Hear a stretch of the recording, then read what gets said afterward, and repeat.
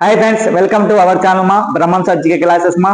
అదేవిధంగా మనకు ఈ యొక్క కరెంట్ అఫైర్స్ లో భాగంగా ఈ రోజు కరెంట్ అఫైర్స్ లో భాగంగా ఇంపార్టెంట్ అంటే భారతదేశంలోనే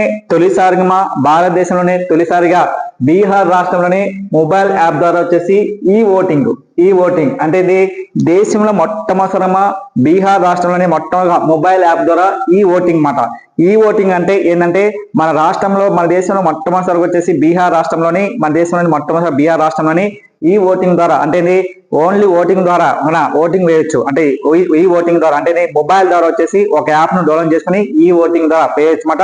ఎట్లా అంటే మన బీహార్ రాష్ట్రంలోని పంచాయతీ ఎలక్షన్లు కానీ మున్సిపల్ ఎలక్షన్లు కానీ దీన్ని కొత్తగా ప్రవేశపెట్టారు మన మున్సిపాలిటీ పంచాయతీ ఎలక్షన్ లో పురపాలక సంస్థలో మరి పంచాయతీ ఎలక్షన్ లో ప్రవేశపెట్టారు మన. ఏ రకంగా ఈ ఓటింగ్ అంటే మన ఒక యాప్ ద్వారా మొబైల్ యాప్ ద్వారా యాప్ చేసుకుని ఆ యాప్ ద్వారా మన ఓటింగ్ వేయొచ్చు అని ఇటీవల ఏ రాష్ట్రం పేసింటే రాష్ట్రం అంటే బీహార్ రాష్ట్రం. అదేవిధంగా ఆ రాష్ట్ర ఎన్నికల కమిషన్ వచ్చేసి దీపక్ ప్రసాద్. అదేవిధంగా బీహార్ సీఎం వచ్చేసి నితీష్ కుమార్.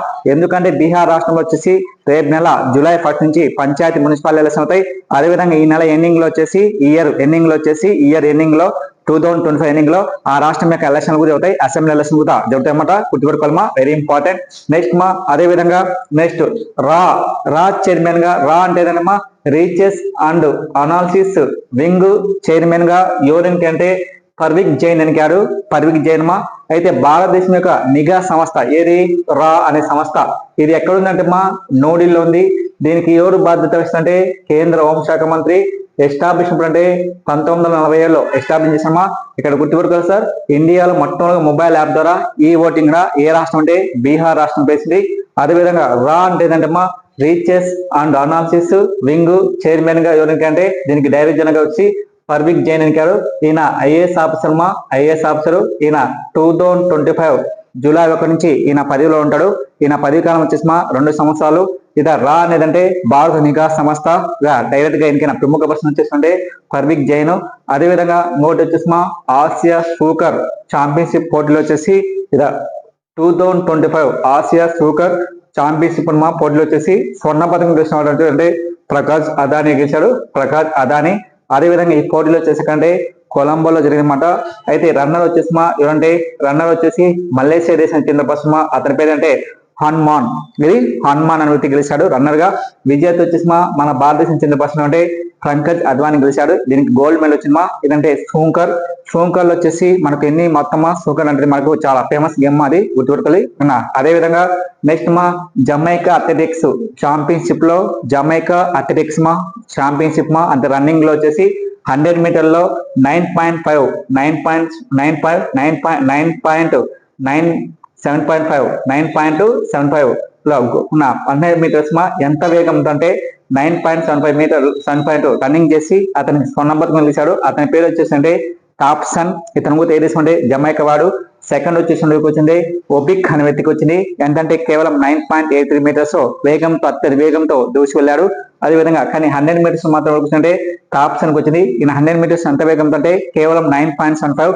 అయితే ఈ రికార్డు వచ్చేసి అంతకుముందు ఎవరి పేరు అంటే ప్రపంచ రికార్డు వచ్చేసి ఉషాన్ బోల్ట్ ఉంది. అతను జమైకా వాడు. కేవలం 100 మీటర్స్ వచ్చి 9.58 సెకండ్ మాత్రమే 9.58 సెకండ్ మాత్రమే అతడు వేగంగా వెళ్ళాడు. ఎవరంటే జమైకా చెందిన పర్సన్ ఉషాన్ బోల్ట్. అయితే జమైకా అథ్లెటిక్స్ స్పోర్ట్ ఛాంపియన్షిప్ ఎక్కడవుతుంటే జమైకాలో అవుతున్నామా గుర్తుపెట్టుకోవాలి. నెక్స్ట్ 2025 ప్రపంచ జావెలిన్ త్రోలో నెంబర్ 1 ర్యాంక్ వచ్చేసి ప్రపంచ ర్యాంక్ లో వచ్చేసి వరకు నీరజ్ చోప్రా వచ్చింది. నీరజ్ చోప్రా ఏ దేశం అంటే భారతదేశానికి చెందిన పర్సన్ గుర్తుపెట్టుకోవాలి. అయితే సెకండ్ ర్యాంక్ వచ్చేసి మనకు వచ్చింటే అండర్సన్ పీటర్. ఇతను ఏ దేశం అంటే కెనడా వాడు. అయితే ఇక్కడ మెయిన్ వచ్చేసి మూడో ప్లేస్ వెబ్బర్. ఇతను ఏ దేశం అంటే జర్మనీ వాడు. అయితే ఇక ప్రపంచ జావెలిన్ త్రోలో నెంబర్ 1 ర్యాంక్ వచ్చేసి నీరజ్ చోప్రాకి వచ్చింది. ఎందుకు నీరజ్ చోప్రాకి వచ్చిందంటే ఈ సంవత్సరం డైమింగ్ లీగ్ మ్యాచ్ లో 2025, అదేవిధంగా త్రోలో 2025, అదేవిధంగా నెక్స్ట్ స్టెయిన్ టోర్నీలో ఇతని గోల్డ్ మెడల్ వచ్చింది. ఈసారి గోల్డ్ మెడల్ 3 గోల్డ్ మెడల్ వచ్చింది. ఎవరికొంచెం నీరజ్ చోప్రా. అయితే నీరజ్ చోప్రా యొక్క లక్ష్యం ఏంటంటే మెయిన్ వచ్చేసి 90 మీటర్లు వేగంతో వేయాలని లక్ష్యం పెట్టుకున్నాడు. అది సాధించలేకపోయాడు. అది ఆయన రికార్డ్ ప్రపంచంలో నెంబర్ 1 ర్యాంక్ ఏదంటే జావెలిన్ త్రోలో నెంబర్ 1 ర్యాంకు ఎవరు గెలిచింటే ఈ యొక్క నీరజ్ చోప్రా వరల్డ్ అథ్లెటిక్స్ లో నెంబర్ 1 ప్లేస్ ఎవరు గెలిచింటే నీరజ్ చోప్రా వచ్చింది ఏదంటే జావెలిన్ త్రోలో. అదేవిధంగా నీరజ్ చోప్రా చోప్రా చాలా ఫేమస్ మా, ఎందుకంటే 2024 వచ్చేసి ఒలింపిక్ గేమ్స్ లోని ప్యారిస్ లో జరిగిన ఒలింపిక్ గేమ్స్ లో ఈయనకి ఏ పథకం వచ్చిందంటే ఇతనికి ఏ పథకం వచ్చిందంటే మా రైత పథకం వచ్చింది. 2021 ఒలింపిక్ గేమ్స్ లోని జపాన్ లో జరిగిన ఒలింపిక్ గేమ్స్ లో గోల్డ్ వచ్చింది. అదేవిధంగా ప్రపంచంలో మొట్టమొదటిగా ఇండియా నుంచి భారతదేశంలో మొట్టమొదటి ఒలింపిక్ గేమ్స్ లో గోల్డ్ మెడల్ గెలిచిన ఫస్ట్ ఎవరంటే నీరజ్ చోప్రా, దేంతంటే జావలిన్ త్రోలో, అది రికార్డ్ మా.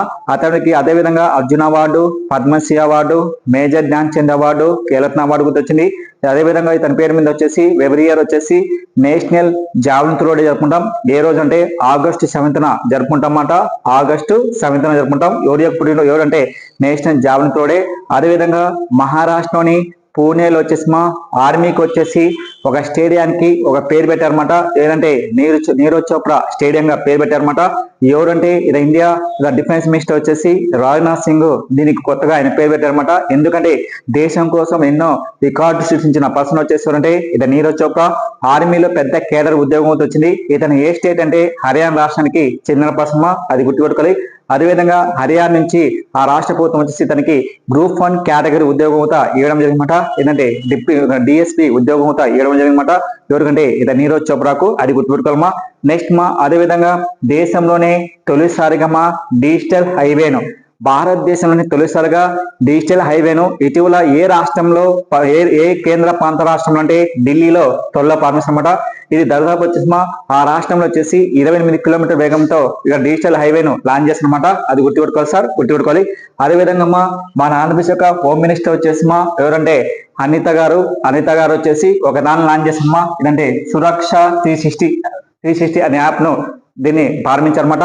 ఎందుకంటే సార్ ఇది విజయవాడలోని సురక్ష 360 ఒక దాన్ని లాంచ్ చేసిందన్నమాట. దేనికోసం అంటే సైబర్ యొక్క నేరాల కోసం గుర్తించడానికి సీసీ కెమెరాల ద్వారా దాదాపు వచ్చేసి 7,000 వరకు సీసీ కెమెరాను లాంచ్ చేయనమాట. ఎక్కడ లాంచ్ చేసిందంటే విజయవాడలో లాంచ్ చేసింది. ఎవరంటే హోంశాఖ గారు వచ్చేసి హోమ్ మినిస్టర్ వచ్చేసి అనిత గారు లాంచ్ చేసినమాట. ఏదంటే సురక్ష 360 ఒక దాన్ని లాంచ్ చేసినమాట. నెక్స్ట్ అదేవిధంగా కేంద్రం యొక్క ప్రత్యక్ష పన్నుల బోర్డు చైర్మన్ గా ఆయన రవి అగర్వాల్ వచ్చేసి ఆయన పదవీ కాలం వచ్చేసి 1 year వరకు పెంచనమాట కేంద్ర మంత్రి మండలి. అతని ముందు వచ్చేసి 2024 లో వచ్చేసి 2025 జూన్ 30 వరకు ఆయన పదవీ కాలం అనేది. ప్రెజెంట్ వచ్చేసి 2025 జూలై 1 నుంచి 2026 వచ్చేసి జూన్ 30 వరకు ఈయన పదవీ కాలం 1 year పెంచినమాట. ఏదంటే కేంద్ర ప్రత్యక్ష పన్నుల బోర్డు చైర్మన్ గా ఆయన టైం పీరియడ్ 1 year పొడిగించిండు. అతని పేరు వచ్చేసి రవి అగర్వాల్.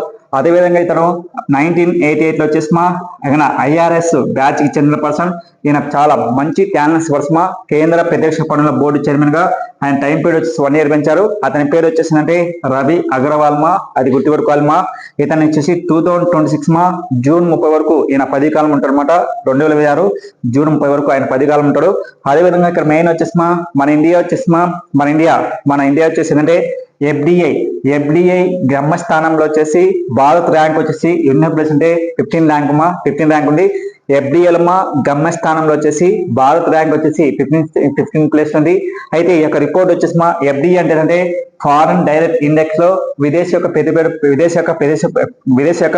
పెట్టుబడులు వచ్చేసి గమ్యస్థానంలో వచ్చేసి భారత్ ర్యాంక్ వచ్చి 15 ర్యాంక్ ఉంది. అయితే ఈ యొక్క రిపోర్ట్ వచ్చేసి ఎవరు ఇచ్చినట్టే United National Conference and Trade and Development వాళ్ళు ఒక రిపోర్ట్ ఇచ్చారన్నమాట. దాని యొక్క ఇంగ్లీష్ అంటే UNCTAD వాళ్ళు రిపోర్ట్ ఇచ్చారు. దీని యొక్క రిపోర్ట్ అయితే భారతదేశం ప్రపంచంలోనే ఎఫ్డిఐ గమ్యస్థానంలో వచ్చేసి భారత్ ర్యాంక్ వచ్చేసి ఎన్నో ప్లేస్ అంటే 15 ప్లేస్ ఉంది.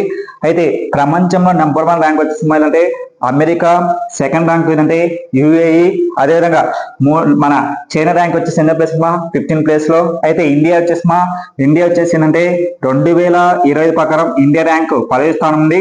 2024లో ఇండియా ర్యాంక్ వచ్చేసి 16వ స్థానం ఉంది. ఒక స్థానం వచ్చేసి మెరుగైన స్థానంలో మన ఇండియా సాధించింది. ఏదంటే ఎఫ్డిఐ గమ్యస్థానంలో భారత్ ర్యాంక్ 15 ర్యాంకు.